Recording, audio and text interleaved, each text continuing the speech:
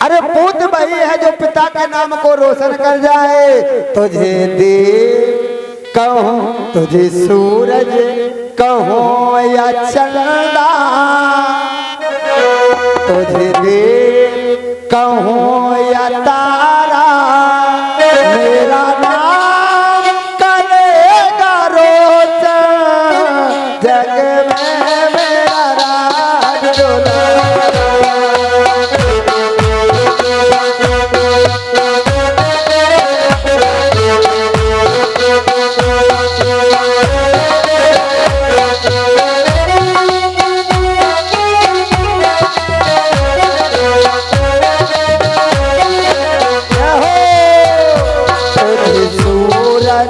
कहूँ या चंदा, तुझे कहूँ या तारा, मेरा नाम करेगा रोशन जग में मेरा राज। ओ तेरा नाम करेगा रोशन जग में मेरा राज दुलारा।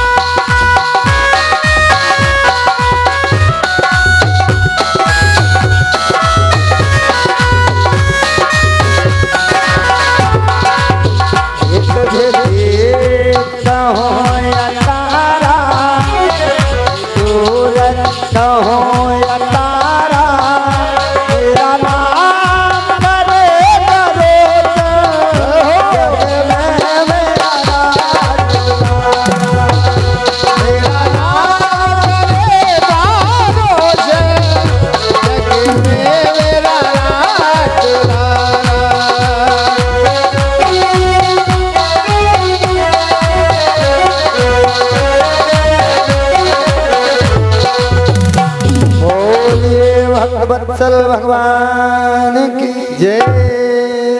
आज उसी समय कहा कि ये नाम आपका करेगा, तो भक्तों क्या नाम रखा? विष्णु राता परीक्षित। तो यहाँ जितने भी जीव हैं, जितने प्राणी हैं, सभी परीक्षित हैं, सभी विष्णु राता हैं। क्यों है विष्णु राता? क्योंकि जिस समय ये जीव गर्भ अवस्था में होता है तो वहां रक्षा कौन करता है? विष्णु भगवान। विष्णु भगवान रक्षा करने वाले हैं, सृष्टि का पालन करने वाले हैं। तो प्रत्येक प्राणी विष्णु राता परीक्षित, पर धन रक्षित, परमानी दूसरे, जिसकी रक्षा दूसरे ने की हो उसे परीक्षित कहते हैं। तो इसकी रक्षा कौन करता है? वो दूसरा कौन है? परमात्मा, वही विष्णु। तो प्रत्येक व्यक्ति परीक्षित है और प्रत्येक व्यक्ति को श्राप है, तक्षक डसेगा। कौन सा तक्षक? काल रूपी तक्षक। काल रूपी तक्षक के गाल में सभी जा रहे, सभी जा रहे। तो एक दिन काल सबको अपने गाल में रख लेगा। और कितने दिन का श्राप? 7 दिन। दिन 7 ही होते हैं। रविवार, चंद्रवार, भोमवार, बुधवार, गुरुवार, शुक्रवार, शनिवार, यही तो 7 दिन है। तो 7 ही दिन में आना है और 7 ही दिन में तो जब जाना है तो जाना उसी को जानो जिसे जान ले जमाना। अरे जाना है तो ऐसे जाओ किसी के काम। किसी दिन खाक के अंदर हमें भी घर बनाना है, किसी के सामने अपना हमें मुख ला दिखाना है। एक दिन परमात्मा के यहाँ जाना है और जब जाना है तो ऐसे जाओ कि एक बार उसी के बनकर पांचों पांडवा बैठे हुए थे। आज रात्रि का समय था, सो जाते। सुबह हुआ, जाकर बोले भैया अब तो आज मैंने रात में बड़े बड़े स्वप्न देखे। कैसे? धर्मराज से कहने लगे भैया मैंने देखा कि एक गाय ने एक बछिया को जन्म दिया और वो गाय उसी बछिया का दुग्धपान करने लगी। इसका मतलब क्या? कहने लगे धर्मराज भैया इसका मतलब ठीक यही है क्या? बोले जो गाय है वो एक है मैया, और एक मैया ने एक बेटी को जन्म दिया। जैसे आपने कहा कि उस गाय ने उसी बछिया का जन्म दूध पान किया जिसे जन्म दिया, तो गाय माने मैया और बछिया माने बेटी। उस मैया का अपने बेटों के यहाँ गुजारा नहीं हो रहा है तो वो अपने बेटी के दरवाजे पर पड़ी पड़ी उसका आज ग्रास पान कर रही है, भोजन पान कर रही है। ये क्या है? बोले कलयुग। भीम कहने लगे भैया हमने भी सपना देखा। क्या देखा? बोले एक स्थान पर 5 कुएं हैं, पूरब पश्चिम उत्तर दक्षिण, चारों दिशाओं में एक एक कुआं, एक बीच में। बीच वाले कुएं से उबाल उठता है, चारों कुएं भर जाते हैं। और जब चारों कुएं से उबाल उठता है तो बीच का कुआं नहीं भर पाता है। इसका मतलब? बोले इसका मतलब यही है कि एक पिता के 4 पुत्र, एक पिता ने 4 पुत्रों की परवरिश करके शिक्षा दीक्षा देकर उनका घर बसा दिया, योग्य बना दिया, और आज वही 4 पुत्र एक पिता का पेट नहीं भर पा रहे हैं। बोले तो फिर ये क्या है? बोले कलयुग है। तो बोले अब नहीं रहना। क्यों? बोले जब कल काल करे यो बास सदा, मृतलोक में नहीं कछु रहना है। मन भाग चलो प्रभु और जरा, दुनिया में नहीं ठिकाना है। जब जाना है तो जाग जरा, और जब जाना है तो जाग जरा। हर ध्यान धरो अपने मन मूरख चेत तू अबेरन में, हरि शरण रहे कछुअंत समय। विनती करुणानिधि ध्यान धरो, मुक्ति को फल जो जीव को पाने। माया छाया पहचान गए, फिर हरि से नेह धरो नित्य दाना। कविराज करे कविता ये सही, कविराज करे कविता ये सही। विधना से है अब नेह लगाना। बोलिए गोविंद भगवान की। जो कहा कि विधना से है नेह लगानो, आज परीक्षित जी राजाभिषेक कर देते हैं। 5 पांडवा हिमालय की ओर चले जाते हैं। बोलिए गोविंद भगवान की। परीक्षित जी ने जब राज्य संभाला, राजा बन गए, तो बड़े बड़े राजाओं को उन्होंने युद्ध में परास्त कर दिया, हरा दिया और अपने राज्य में मिला लिया। भद्राश चुके तुमाल भारतम चोतरान कुरु, किम पुरुषादीन बरसाणी।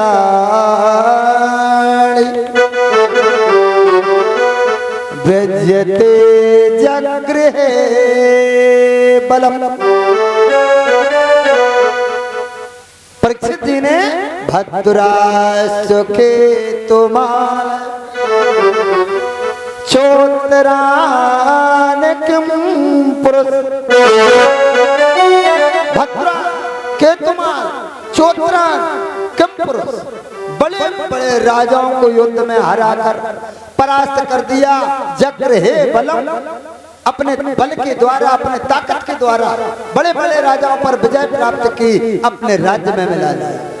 और प्रजा को पुत्र के समान समझने लगे। चारों तरफ परीक्षित जी की जय जयकार होने लगी। परीक्षित जैसा कोई राजा नहीं। जब चारों तरफ जय जयकार हुई तो भक्तों, जब व्यक्ति आगे को बढ़ता है तो परीक्षा की घड़ी आती है। एक दिन परीक्षित जी महाराज अपने धनुष बाण को लेकर के जंगल में भ्रमण करते हुए जा रहे थे। आखिर तो उन्होंने देखा कि उनको आहट मिला। आहट को पाते ही महाराज परीक्षित आगे बढ़े हैं तो देख रहे हैं कि सामने से एक गाय हाँफती हुई डांफती हुई आ रही है और उसके पीछे एक बैल और उसके पीछे एक काला कुरूप पुरुष हाथ में मुगदर लिए। जब वो मुगदर मारता है तो तीनों लोग थर्रा जाते हैं। इस प्रकार से आज देखा तत्रो गो में थोनम राजा मल्यमान मनात्मवम दंड हस्तम चावृतम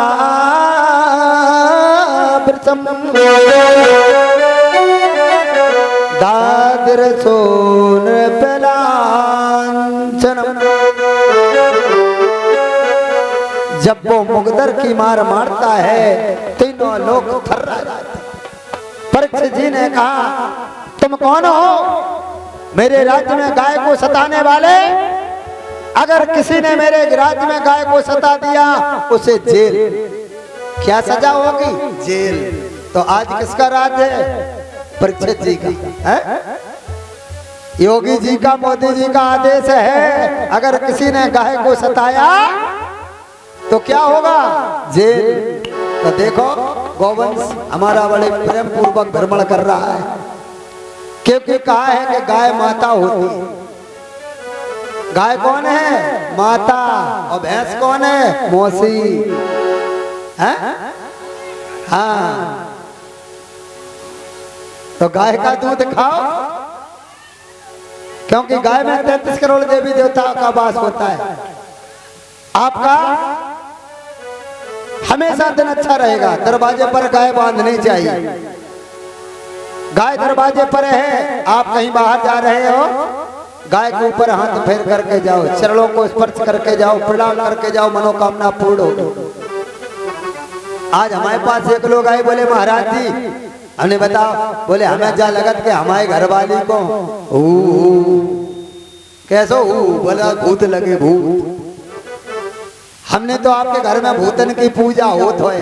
काहे कि जहाँ भगवान की पूजा होती है वहाँ भूत नहीं आते। हमने कहा दरवाजे पर गाय बांध दो। गाय में गुण ही गुण हैं। आपके घर में रोग नहीं आएगा साधारण अगर दरवाजे पर गाय है। जिस स्थान पर गाय बैठती है वो कड़कड़ पवित्र हो जाता है। गौमूत्र से सेवन करने से कैंसर ठीक हो जाता है, गारंटी के साथ। ये भोले बाबा के स्थान पर बैठकर मैं कह रहा हूं, गाय में इतनी औषधि है कि सिर्फ आप परहेज कर जाएं और कोई औषधि नहीं लें, केवल गौमूत्र और गोबर के द्वारा कैंसर का रोग ठीक।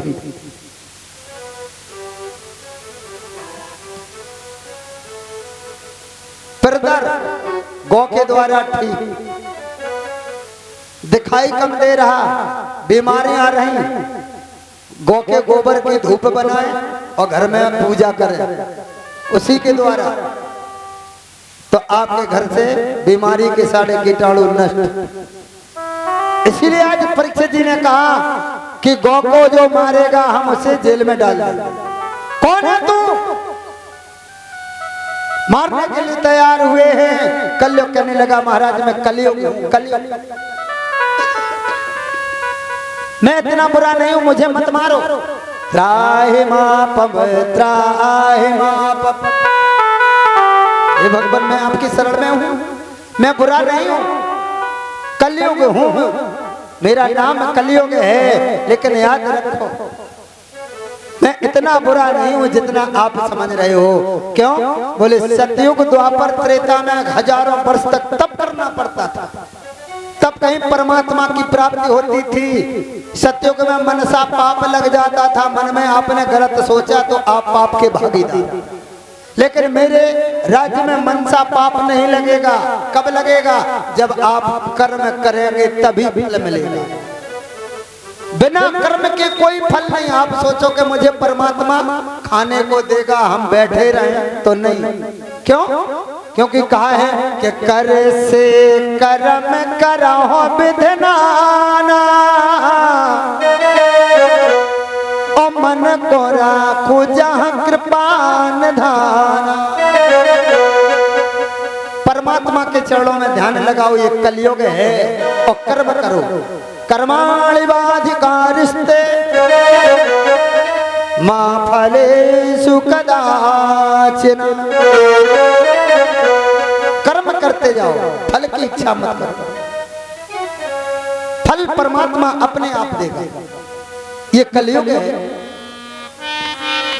एक कर्म किए जा, फल की इच्छा मत करना रे इंसान।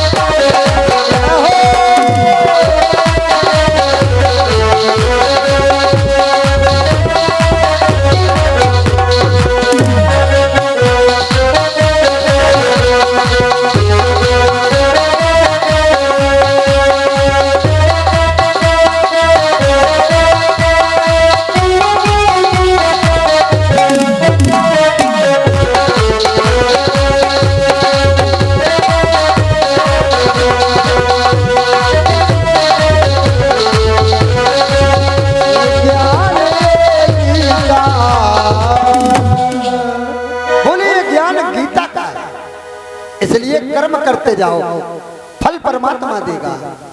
जो आज कहा तो कलयुग से कहा कि तो फिर जाओ, किसी के ऊपर अनहित नहीं करना। बोले मेरे राज्य में यही फायदा है। क्या? मनसा पाप नहीं लगेगा और बिना कर्म किए कोई फल नहीं मिलेगा। हजारों वर्ष तप नहीं करना पड़ेगा, और जितना आप सुबह जो भी करें, शाम को सुबह शाम परमात्मा का नाम ले लें, सब कुछ माफ। नाम संकीर्तनम में सर्व पाप प्रणाशनम प्रणामो दोषम नस्तम नमामि हरम परम। केवल परमात्मा का नाम लेने से सभी प्रकार के पाप नष्ट हो जाएंगे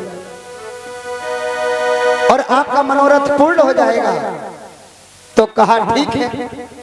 तो कहा कि सुनो, हम तुम्हें जो स्थान दे वहां वास करना। तो आज परीक्षित जी को स्थान दिए। श्री सूत जी महाराज कहते हैं कि हे सोनक जी, कौन स्थान दिए?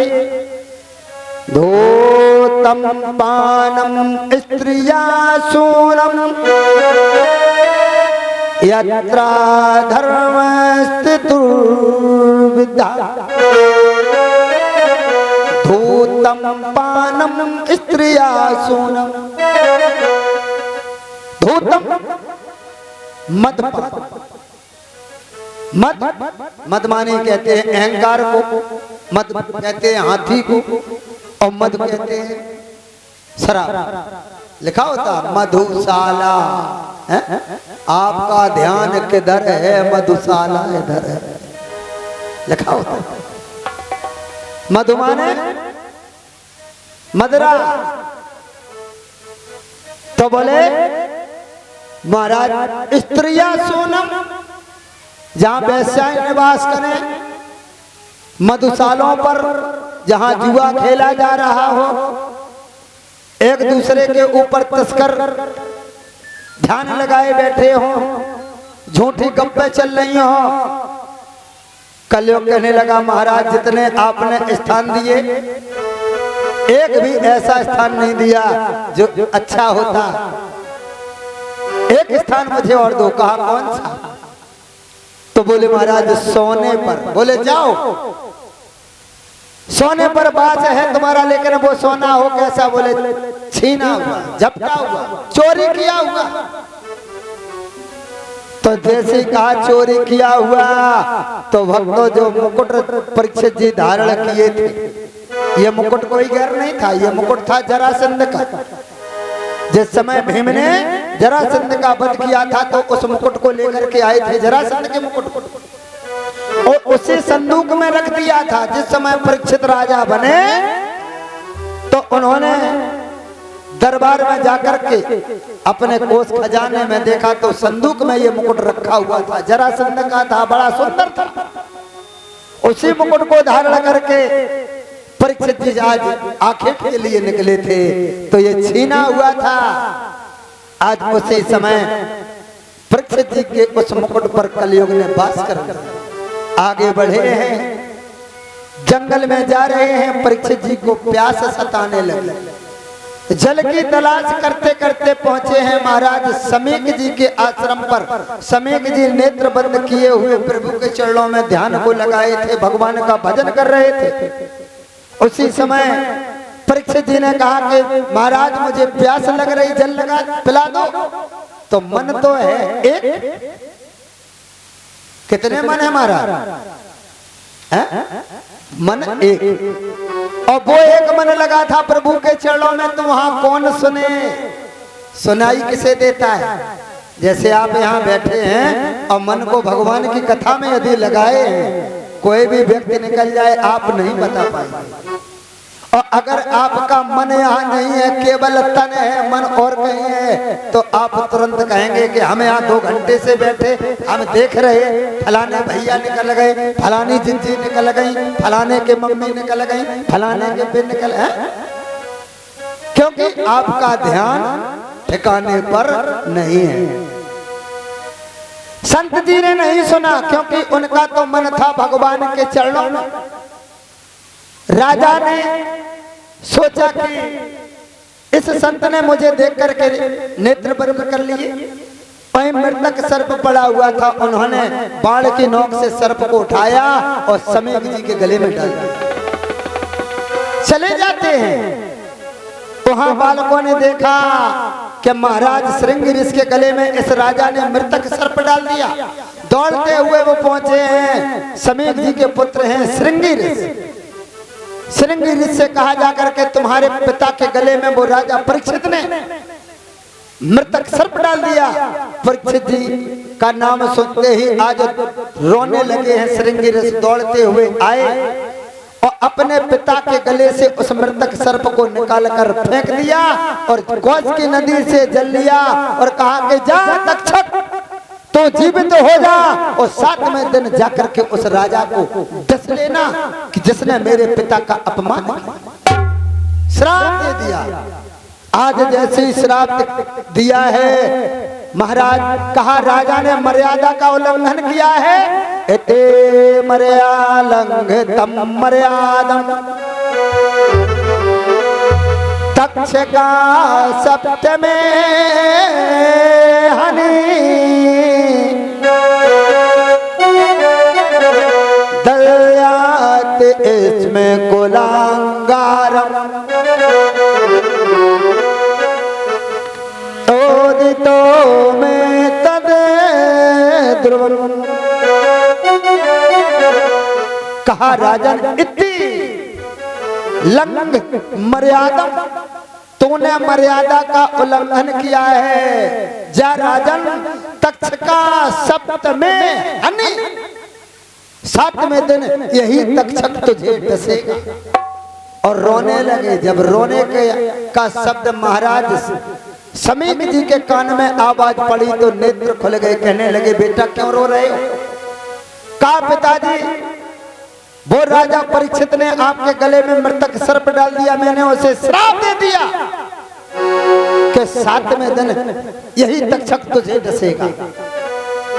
महाराज कहने लगे, श्रृंगी ऋषि जी से आज समीप जी बोले कि बेटा तुम्हें पता नहीं है, वो राजा बड़ा आदर्शवादी है, उसका दोष नहीं है, दोष तो कलयुग का था, उसके ऊपर कलयुग का वास था। जाओ राजा को बता दो कि 7वें दिन तुम्हें तक्षक डसेगा, जिससे वो कोई इंतजाम कर ले।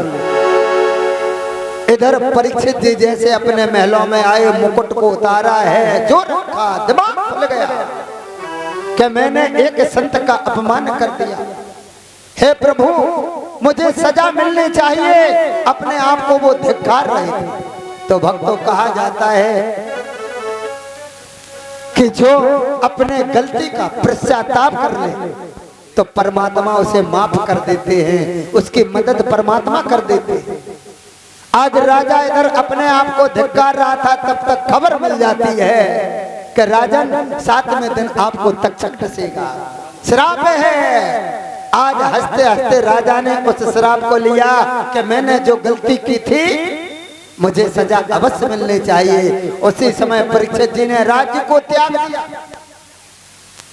चल पड़े, पूछने लगे कि महाराज एक बात बताओ, मरने वाले को क्या करना चाहिए? है?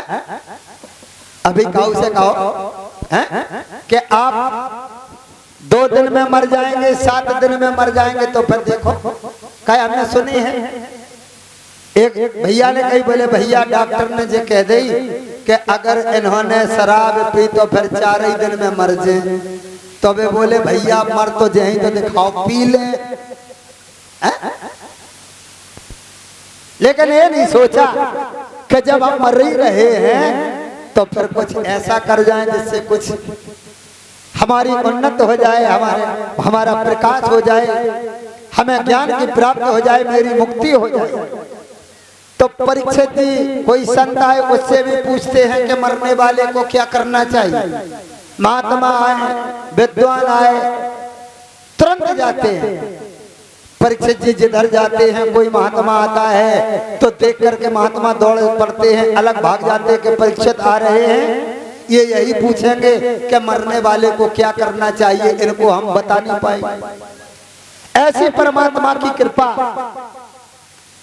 परमहंसाचार्य श्री सुखदेव जी महाराज का आज वहां आगमन हो जाता है। जैसे वो आ रहे थे और सामने आते हुए जैसे आए हैं तो आज उनको परम पिता परमात्मा को आज प्रणाम किया है और कहा कि महाराज धन्य भाग हमारे जो आज आप हमारे सदमार्ग में पधारे। आप तो परमात्मा की अनन्य कथाओं का रसास्वादन कराने वाले हैं। आपके चरणों में मेरा कोटि प्रणाम। आज प्रणाम कर रहे हैं कि हरि की कथा सुनाने वाले,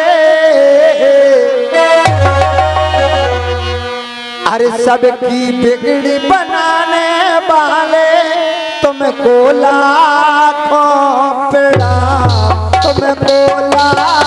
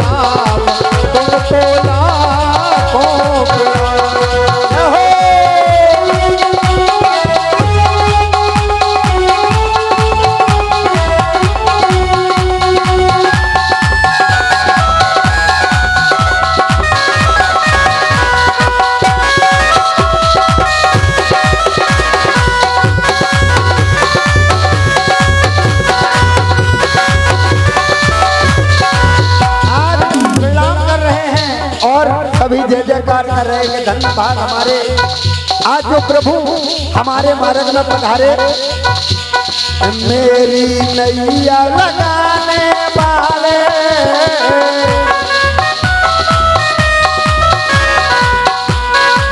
जीवन रूपी नैया को इस भवसागर पार लगाने वाले, बेड़ा पार करने वाले हे प्रभु, सबकी नैया लगाने वाले, नैया बनाने वाले, तुमको लाखों प्रणाम, तुमको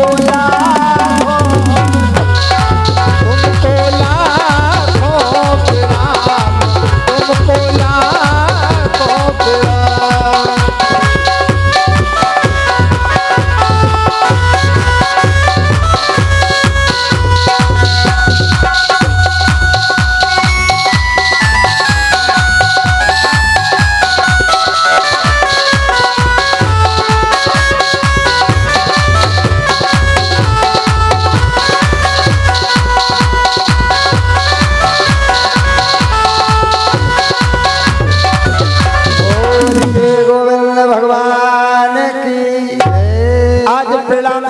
कहा महाराज बताओ, तो उन्होंने कहा कि महाराज आप बताओ कि मरने वाले को क्या करना चाहिए।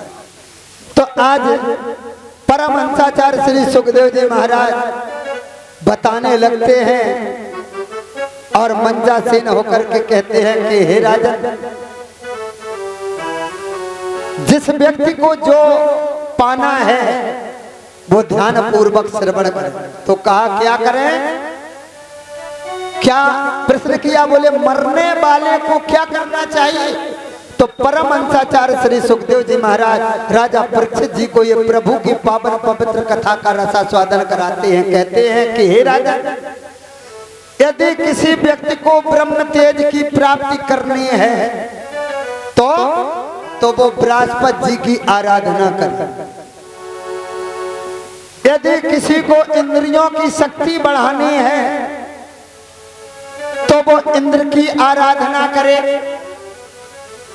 यदि किसी को संतान प्राप्त करनी है तो वो प्रजापत्नियों की आराधना करे। यदि किसी को लक्ष्मी प्राप्त करनी है तो वो माया देवी की आराधना करे।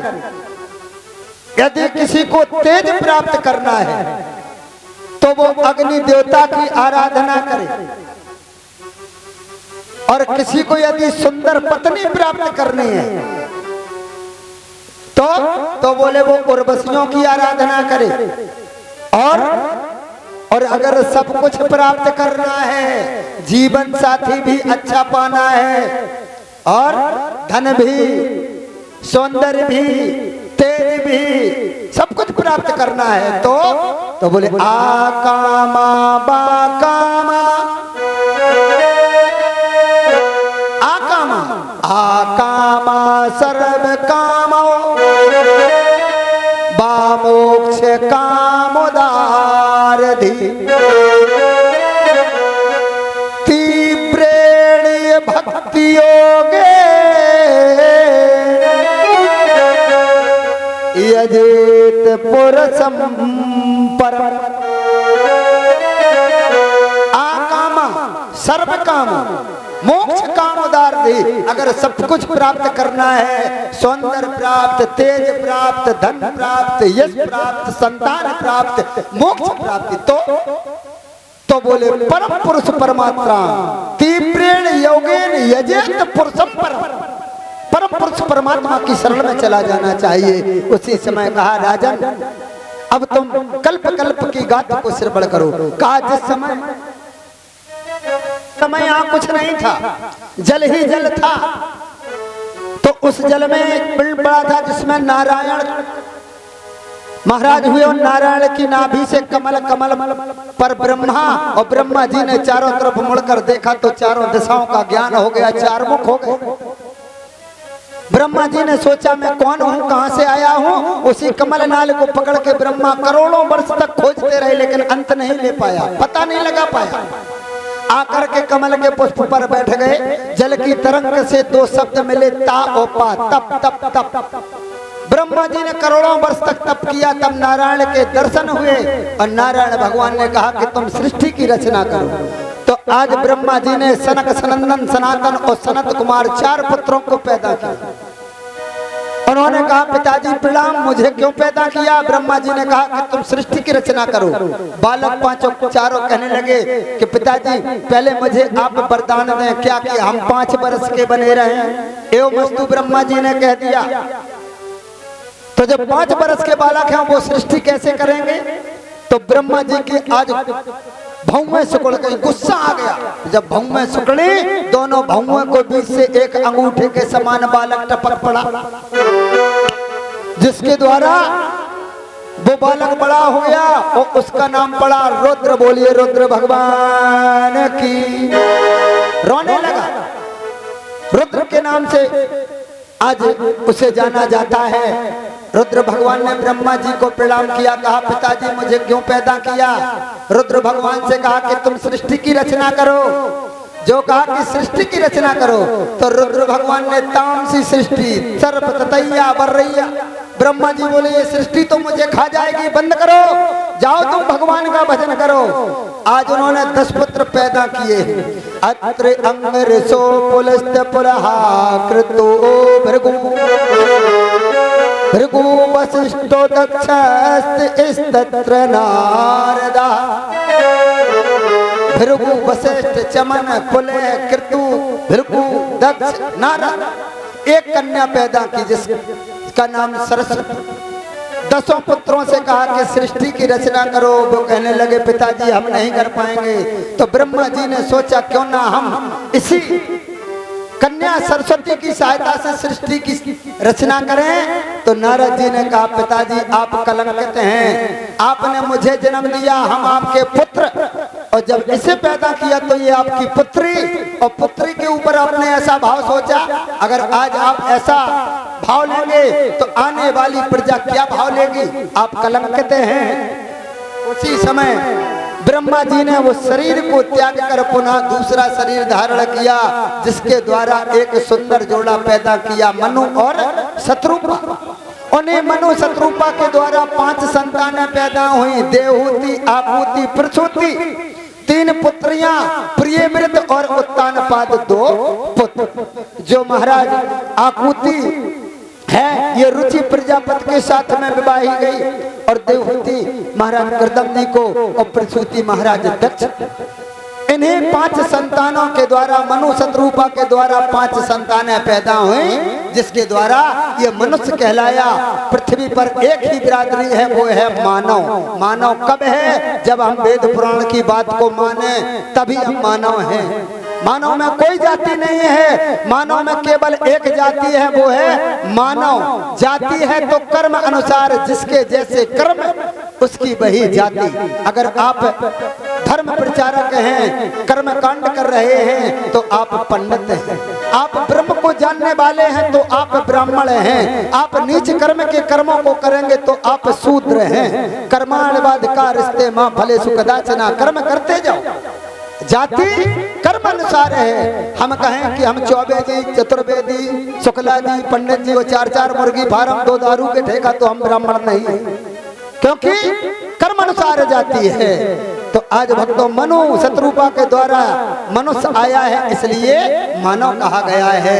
इसी प्रकार से ब्रह्मा जी ने चारों मुख के सहायता से 4 वेद बनाए, फिर चारों मुख के सहायता से 5वां वेद की रचना की है। इतिहास पुराणा नाम पंचमस्य वेद मीश्वरा।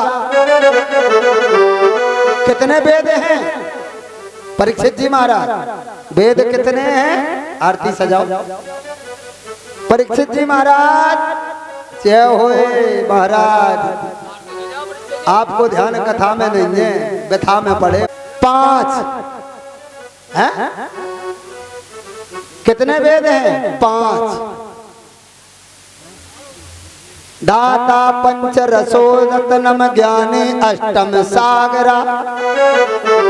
5वां वेद विवेकाला मूर्खाड़ा में छेद सोगरा। व्यासाचार्य जी कहते हैं कि हे राजा, उन्हें प्रसूति की 16 कन्याएं हुई, जिसमें 13 धर्म को विवाही गई और एक कन्या भगवान भोलेनाथ को विवाही गई, जो थी सती जी। जिन सती ने जाकर के अपने पिता के यहाँ अपने प्राणों का परित्याग कर दिया, जिससे आगे उनका वंश नहीं चला। परीक्षित जी महाराज कहने लगे, महाराज ये कथा हमें थोड़ी विस्तार से श्रवण कराओ। क्या कारण था कि सती जी ने अपने पिता के यहाँ अपने प्राणों का परित्याग किया? तो उन्होंने कहा कि हे राजन, आज की कथा यही विश्राम, कल हम आपको ये सती चरित्र की कथा बड़े ही विस्तार पूर्वक और बड़े ही संलग्न निष्ठा से आपको ये परमात्मा की अमृतमय कथा का रसास्वादन कराएंगे। आज की कथा यहीं विश्राम होती है। बोलिए।